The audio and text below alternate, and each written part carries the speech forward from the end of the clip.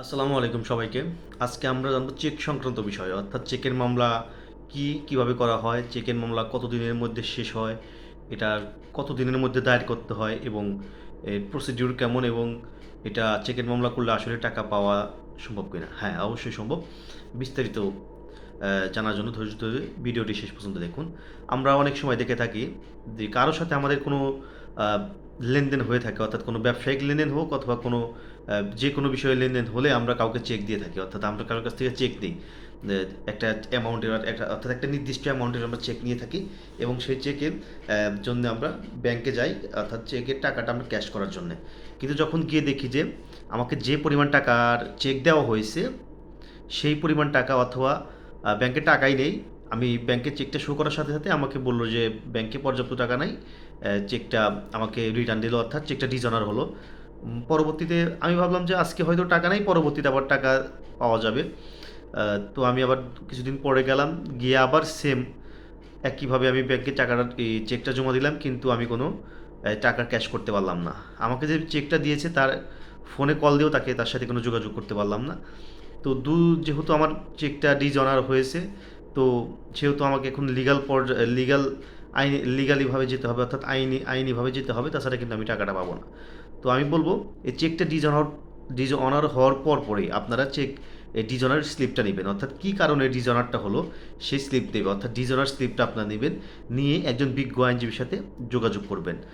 তো আইনজীবীর সাথে যোগাযোগ করলে, আইনজীবীকে এই মামলায় নিয়োগ দিলে সে আইনজীবী কিন্তু চেক ডিজঅনার হওয়ার পরে 1 মাসের মধ্যে ওই চেকের যে মালিক, অর্থাৎ ব্যাংক অ্যাকাউন্টের যে মালিক, তার বরাবর একটা লিগ্যাল নোটিশ প্রেরণ করবে।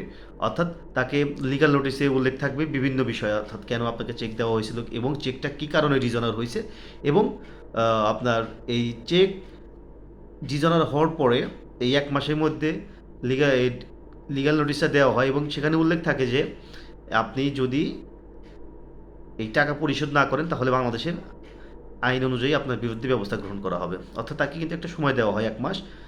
এর মধ্যে চাইলে কিন্তু সেই ব্যাংক অ্যাকাউন্টের মালিক আপনার সাথে আপোষ মীমাংসা করতে পারে। যদি তাও না করে তাহলে পরবর্তী 1 মাসের মধ্যে আপনি মামলা দায়ের করতে পারবেন। অর্থাৎ এই মামলা দায়ের করলে আপনার কী কী ডকুমেন্টস লাগবে? আপনার জাতীয় পরিচয়পত্র ফটোকপি লাগবে, এবং চেক, মূল চেকটা কিন্তু এটা লাগবে। Cheque dishonour slip, legal notice এবং অন্যান্য ডকুমেন্টস এগুলা লাগবে। এগুলা দিয়ে আমাদের মামলা ফাইল করতে হবে। তো মামলা ফাইল করার পরে মামলাটা একটা নির্দিষ্ট প্রক্রিয়ায়, অর্থাৎ চেকের মামলার স্টেপগুলো কিন্তু খুবই কম, অর্থাৎ এটা একটা নির্দিষ্ট সময়ের মধ্যে কিন্তু এটা একটা পর্যায়ে এসে শেষ হয়ে যায়। অর্থাৎ মামলা যদি ভালোভাবে তদবির করা যায়, তাহলে আপনি যদি বাদী হয়ে যদি গুরুত্ব দিয়ে মামলাটা করেন, তাহলে কিন্তু খুব দ্রুত মামলাটা নিষ্পত্তি করা সম্ভব। অর্থাৎ যদি আপনি জেনে বুঝে মামলাটা, অর্থাৎ একজন ভালো আইনজীবী দ্বারা, যিনি এই বিষয়ে অভিজ্ঞ, তাকে দ্বারা যদি মামলাটা করেন, তাহলে কিন্তু আপনারা খুব দ্রুত সময়ের মধ্যে মামলাটা নিষ্পত্তি করে আপনারা টাকা পেতে পারেন। আর এটা একটা এমন একটা মামলা যেটা হলো টাকার মামলা, অর্থাৎ নেগোশিয়েবল ইনস্ট্রুমেন্ট অ্যাক্ট, অর্থাৎ এটা কিন্তু একটা নেগোসিয়েশন, অর্থাৎ যোগাযোগ করে কিন্তু আপনার সাথে আপোষ মীমাংসা করতে পারে। অর্থাৎ এই মামলার রায়ের দিন পর্যন্ত কিন্তু আপনার সাথে আপোষ মীমাংসা করার একটা সুযোগ থাকে। যেহেতু একটা টাকার মামলা, টাকা দিলেই তো আপোষ মীমাংসা হয়ে যায়, কিন্তু অনেকেই দেখা যায় এই টাকাও দেয় না, পরবর্তীতে কিন্তু তার বিরুদ্ধে সাজা হয়ে যায়।